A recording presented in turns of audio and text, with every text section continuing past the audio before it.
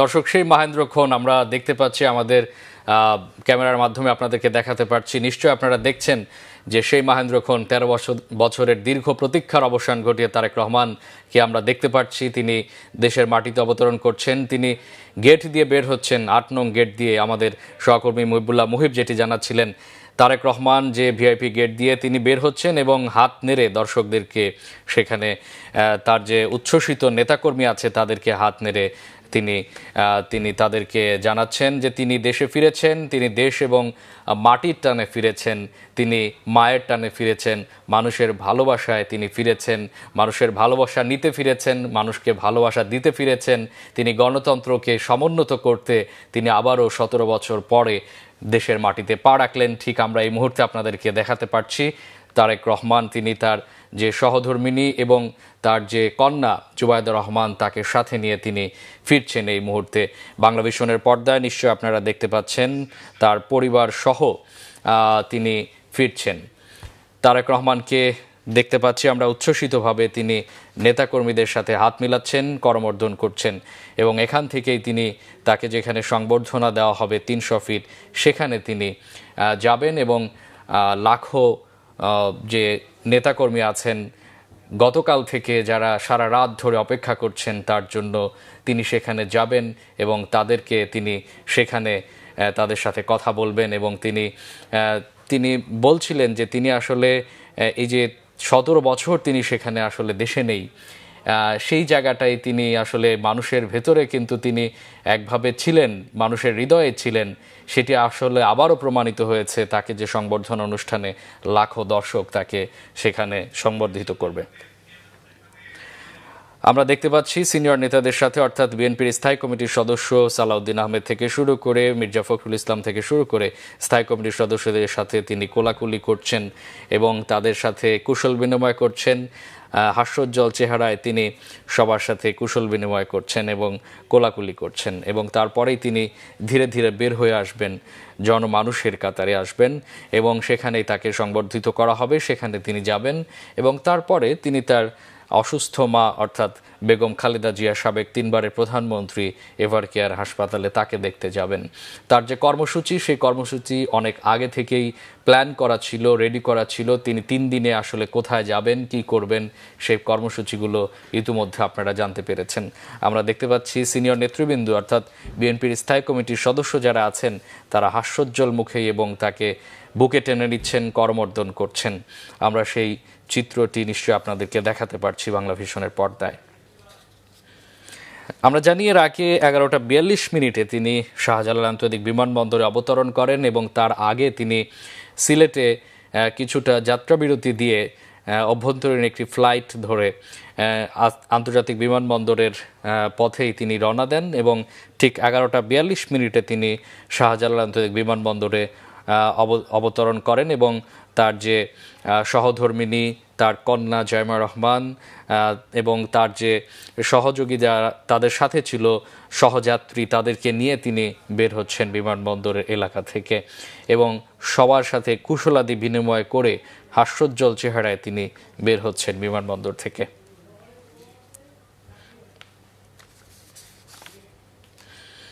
দর্শক, আপনারা জানেন যে তারেক রহমানের প্রত্যাবর্তন উপলক্ষে রাজধানীর পূর্বাঞ্চলের ৩০০ ফুট এলাকায় গণসংবর্ধনার আয়োজন করেছে বিএনপি।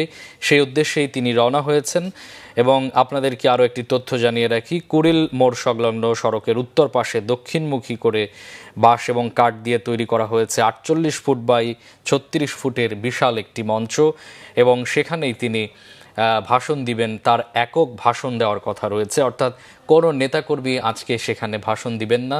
তিনি একমাত্র সেখানে শুকরিয়া আদায় করবেন, তিনি ধন্যবাদ জ্ঞাপনের জন্যই ৩০০ ফিটের উদ্দেশ্যে রওনা দিয়েছেন।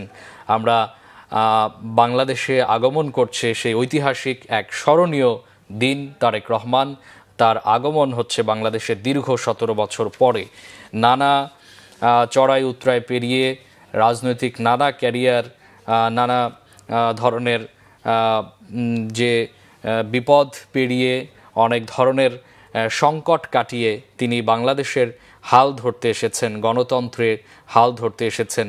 তার মা গণতন্ত্রের যে আপসহীন নেত্রী, তিনি গণতন্ত্রকে এতদিন ধরে লালন করেছেন, তারপরেই সেই সুযোগ্য উত্তরসূরি আমরা দেখতে পাচ্ছি যে তার পারিবারিক যে কুশলাদি বিনিময় সেটি করছেন তার কন্যা জাইমা রহমান, তারেক রহমান এবং তার স্ত্রী ডাক্তার জুবাইদা রহমান।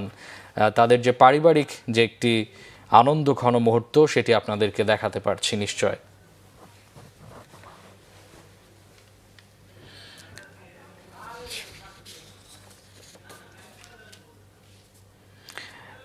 দর্শক, আপনারা জানেন নিশ্চয় তারেক রহমানের যে সংবর্ধন অনুষ্ঠান সেখানেই তিনি যাবেন, তবে তিনি যেহেতু দীর্ঘ একটি পথ অতিক্রম করে এসেছেন এবং বড় একটি জার্নি, অর্থাৎ গতকালকে রাতে তিনি রওনা হয়ে আজকে সকালে শাহজালাল আন্তর্জাতিক বিমানবন্দরে পৌঁছলেন। তার আগে তিনি সিলেটে অবতরণ করেছিলেন। তার কন্যা, তার স্ত্রী ডাক্তার জুবাইদা রহমান এবং তার যে সহযোদ্ধারা আছেন, তার সহযাত্রীরা আছেন, তারা তার সাথে এসেছেন। দীর্ঘ একটি ক্লান্তির ছাপ তার মুখে কিন্তু আমরা দেখতে পাইনি। তিনি যেহেতু 17 বছর পরে তার জন্মভূমি এবং তার যে মাতৃত্বের টান, জনগণের টান এবং দেশের প্রতি ভালোবাসার টানে কিন্তু তাকে সদা হাস্যোজ্জ্বল দেখা যাচ্ছে। তার চেহারায়, তার পরিবারের কারো চেহারার মধ্যেই কিন্তু কোনো ধরনের সেই যে দীর্ঘ ক্লান্তি, সেই ক্লান্তি কিন্তু দেখা যাচ্ছে না। আমরা দেখতে পাচ্ছি যে জনাব তারেক রহমানের শাশুড়ির সাথে তিনি কুশলাদি বিনিময় করছেন। ইকবাল মান্দ বানু, তার সাথে তিনি কুশলাদি বিনিময় করছেন। এবং যেহেতু দীর্ঘদিন পর নাতিকে পেয়েছেন এবং একই সাথে মেয়ে যেহেতু ডাক্তার জুবাইদা রহমান মাঝে মাঝেই দেশের প্রয়োজনে তিনি এসেছেন, বেগম খালেদা জিয়ার অসুস্থতার সময় তিনি বারবার ছুটে এসেছেন, কিন্তু ডাক্তার জুবাইদা রহমানের কন্যা জাইমা রহমান এবং তারেক জিয়ার সাথে দীর্ঘদিন পরে তার যে সাক্ষাৎ সেটি আসলে মনে করিয়ে দিচ্ছে যে তাদের যে টান, সেই টান কিন্তু এখনও ফুরায়নি। যে ভালোবাসা, দেশের মানুষের প্রতি যে টান, সেই টানের কারণেই কিন্তু সদা হাস্যোজ্জ্বল এবং দীর্ঘ ক্লান্তির ছাপ কিন্তু তাদের চেহারায়, মুখে কিন্তু এখন পর্যন্ত আমরা ফুটে উঠতে দেখিনি। দর্শক, পারিবারিক কুশলাদি বিনিময় চলছে, নিশ্চয়ই আপনারা দেখতে পাচ্ছেন। পরিবারের অন্যান্য সদস্যদের সাথেই ডাক্তার জুবাইদা রহমান, জনাব তারেক রহমান এবং একই সাথে তাদের কন্যা জাইমা রহমান কুশলাদি বিনিময় করছেন। বাংলা ভিশনের পর্দায় আপনাদেরকে সরাসরি সেটি দেখানোর চেষ্টা করছি। এর আগে তিনি বিএনপির স্থায়ী কমিটির সদস্যদের সাথে, অর্থাৎ সিনিয়র নেতৃবৃন্দদের সাথে কুশলাদি বিনিময় করেছেন, কোলাকুলি করেছেন এবং এখন এই মুহূর্তে আসলে পরিবারের যে সদস্যরা আছেন তাদের সাথে কুশলাদি বিনিময় করছেন। ঐতিহাসিক একটি ক্ষণ এবং ঐতিহাসিক এক সাক্ষী হতে চলছি আমরা সবাই। তারেক রহমানের 17 বছরের বেশি সময়ের দীর্ঘ জীবনের যে কারাবাস, অর্থাৎ তার যে দীর্ঘদিনের বিদেশে থাকার পরে দেশে তাকে বরণ করে নেওয়া হচ্ছে সিনিয়র নেতৃবৃন্দ, সেখানে আমরা দেখতে পাচ্ছি তারা তারেক রহমানকে বরণ করে নিচ্ছেন। এর আগে ঠিক 11:42 তিনি বাংলাদেশের অভ্যন্তরীণ একটি ফ্লাইটে সিলেট থেকে আসেন এবং তারও আগে গতকাল রাতে তিনি লন্ডনের হিথ্রো বিমানবন্দর থেকে রওনা হয়েছিলেন দেশের উদ্দেশ্যে, দেশের মানুষের উদ্দেশ্যে। মানুষকে ভালোবাসার টানে তিনি দেশের উদ্দেশ্যে রওনা হয়েছেন। আপনারা জানেন যে তারেক রহমানের যে দীর্ঘ বিদেশ জীবন, সেখানে আসলে তিনি স্বেচ্ছায় সেখানে যাননি। তাকে এক ভয়ানক পরিস্থিতির মাধ্যমেই কিন্তু তাকে বিদেশ জীবন বেছে নিতে হয়েছিল এবং সেখানে ঠিক 17 বছর আগে কন্যা জাইমা রহমান এবং তার স্ত্রী ডাক্তার জুবাইদা রহমানকে সাথে নিয়ে তিনি বিদেশে লন্ডনে ছিলেন। এবং তার আগের ঘটনা আমরা জানি যে 1/11-এর সময় তাকে কারাবরণ করতে হয়েছিল এবং ঠিক 2008 সালে তাকে কারামুক্ত করে বিদেশে পাঠানো হয়েছিল এবং তিনি সেখানে যেতে বাধ্য হয়েছিলেন। বেগম খালেদা জিয়া আপসীর নেত্রী, তিনি তার সন্তানকে রেখে তিনি দেশের বাইরে কোথাও যাননি, এমনটিও আমরা জানি। আমরা জানি যে মায়ের অসুস্থতায় কার্যত ছেলে প্রধান নেতা হিসেবে দলের নেতৃত্ব দিচ্ছেন এবং ভারপ্রাপ্ত চেয়ারম্যানের দায়িত্ব পালন করছেন।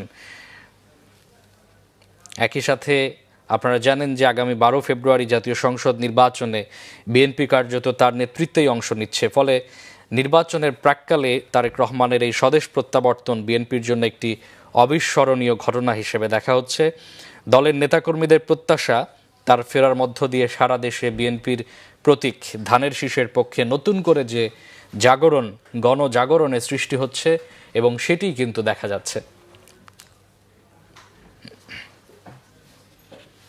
দর্শক, আপনারা নিশ্চয় জানেন যে 5 অগাস্টের 24 পরবর্তী অর্থাৎ 2024 সালের 5 অগাস্টের পট পরিবর্তনের পর রাজনীতিতে নতুন মেরুকরণ স্পষ্ট হচ্ছে এবং কার্যক্রম নিষিদ্ধ আওয়ামী লীগের এই নির্বাচনে অংশগ্রহণের সুযোগ থাকছে না।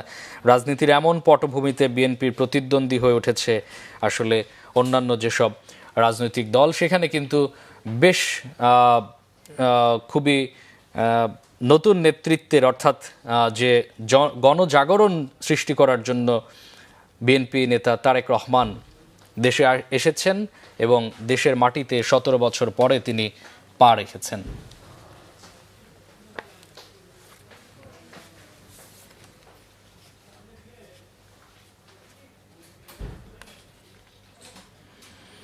দর্শক, আপনারা জানেন যে 17 বছর আগে 2008 সালের 11ই সেপ্টেম্বর তারেক রহমান যখন পরিবারের সদস্যদের সঙ্গে লন্ডনে যান, তখন তিনি ছিলেন বিএনপির জ্যেষ্ঠ যুগ্ম মহাসচিব। এখন তিনি ভারপ্রাপ্ত চেয়ারম্যান, দলের দ্বিতীয় প্রধান নেতা। কার্যত মায়ের অসুস্থতার পরেই তিনি দলের হাল ধরেছেন এবং প্রধান নেতা হিসেবে তিনি দলকে এগিয়ে নিচ্ছেন। বাংলাদেশ জাতীয়তাবাদী দল বিএনপিকে তিনি উজ্জীবিত করছেন, পুনর্জাগরণ করছেন। আমরা দেখেছি যে মরহুম প্রেসিডেন্ট জিয়াউর রহমানের গড়া বাংলাদেশের ঐতিহাসিক এবং গণতন্ত্রের জন্য যে দলটি স্বাধীনতার পর থেকে বাংলাদেশের মানুষকে মুক্তি দেওয়ার কথা বলেছেন, মুক্তি দেওয়ার কথা বলেই এগিয়ে যাচ্ছে গণতন্ত্রের আপসহীন নেত্রী বেগম খালেদা জিয়া যেমনটি দলের হাল ধরেছিলেন, ঠিক একইভাবে দলের হাল ধরতে দেশের মানুষের প্রয়োজনে, দেশের প্রয়োজনে, গণতন্ত্রের প্রয়োজনে আবারও দেশে ফিরেছেন বিএনপি নেতা তারেক রহমান।